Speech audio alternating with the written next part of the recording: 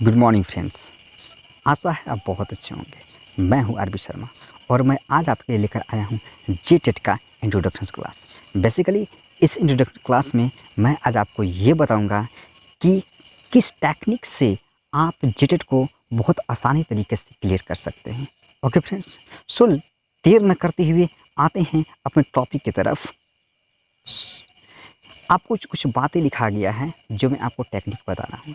जब आप examination hall में जाएंगे तो आपको क्या करना है, what you have to do, इसके बारे में डिस्कस करेंगे। ओके फ्रेंड्स, तो जो आपका फर्स्ट जो तरीका है, जो फर्स्ट वे है, वो first of all you have to concentrate your mind.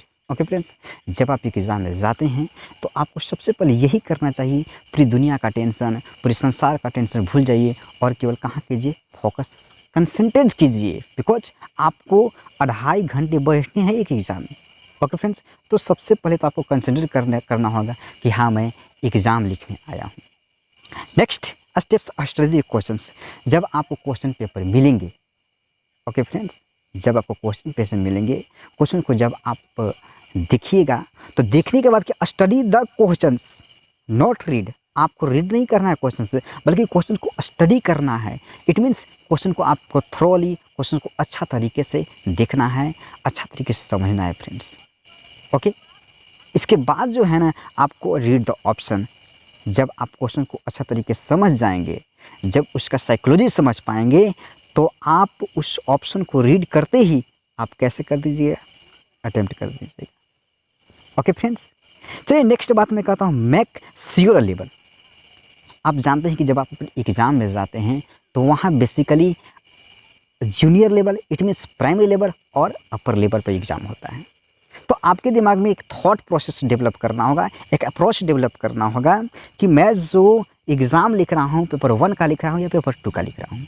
Basically अगर पेपर 1 का आप एग्ज़ाम लिख रहे हैं तो आपको अंदर एक माइंड में सेटअप होना चाहिए कि मैं जो पढ़ा रहा हूँ बच्चों को, वो मैं जो यहाँ पे क्वेश्चन अटेम्प्ट कर रहा हूँ, वो छोटे बच्चों को ही समझ कर अटेम्प्ट कर रहा हूँ, उसके साइकोलॉजी को समझ कर अटेम्प्ट कर रहा हूँ। ओके फ्रेंड्स, जब मैं अपर लेवल की बात कहूँ तो अपर लेवल में आपको सीनियर क्लास के बच्चों को साइकोलॉजी को समझकर उसके क्वेश्चंस को अटेम्प्ट करना है। बेसिकली एक ही क्वेश्चन का आंसर 2 हो सकता है फ्रेंड्स। क्यों? क्योंकि अगर मैं जूनियर लेवल की बात कहूँ तो जूनियर लेवल में आपको रटा मारने में विश्वास करता है, आपको सीनियर लेवल की बात में कहूँ तो उसमें आपको अंडरस्टैंडिंग पावर डेवलप करने में ज़्यादा उसमें विश्वास करता है फ्रेंड्स। ओके, आई होप आपको यह बात समझ में आ रहा होगा। 3 पॉइंट्स मैंने आपको बताया है, concentration rewinds, study the questions and read the options and makes your a level. Okay friends, and the last is change the language. मैं कहना चाहता हूँ ये बात कि जब आप कभी एग्ज़ाम में जाते हैं तो आपको ढेर सारे लैंग्वेजेस मिलते हैं। ओके फ्रेंड्स, फर्स्ट लैंग्वेज तो आपका हिंदी ऑप्शन चूज करना ही है, कंपलसरी लैंग्वेजेस है।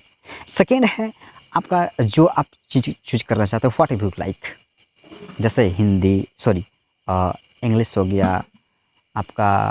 अगर इंग्लिश अगर फर्स्ट लैंग्वेज है तो आपको हिंदी कंपलसरी, यहाँ हिंदी चूज करना होगा। तो हिंदी हो गया, उर्दू हो गया, संस्कृत हो गया, व्हाट यू लाइक।